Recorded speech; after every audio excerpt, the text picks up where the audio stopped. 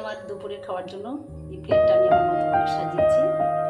একটু অল্প করে ভাত নিয়েছি, একটু শাক ভাজা নিয়েছি, একটু কুদরি ভাজা নিয়েছি, পোস্ত ছড়িয়ে দিয়েছিলাম ওতে, 4 টুকরো শসা নিয়েছি, একটা কাঁচা লঙ্কা তো আমি রোজই নিই, একটা লেবু, গরমে লেবু ছাড়া খাওয়াই যায় না। আর এখানে নিচ্ছি পাতলা করে একটা ঝোল করেছি পটল আলু মাছ দিয়ে, আদা জিরে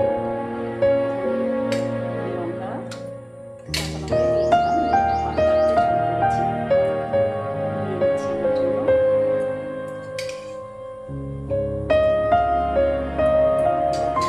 এখানে রেখেছি বাড়িতে পাতা একটু টক দই রেখেছি, এটা রোজকার মতো আমরা সবাই খাই এটা। ছাড় এটা নিয়েছি বাড়ি গাছে টক মিষ্টি পাকা আম, গোটা গোটা আমের একটা চাটনি করেছি, একটু শুকনো লঙ্কা একটু ফোড়ন দিয়েছিলাম, দিয়ে ওটা করেছি, আর একটু জল রেখেছি এখানে। এই হলো আজকে আমার দুপুরের খাবারের পুরো থালি সাজানো। কেমন লাগলো আপনারা অবশ্যই জানাবেন।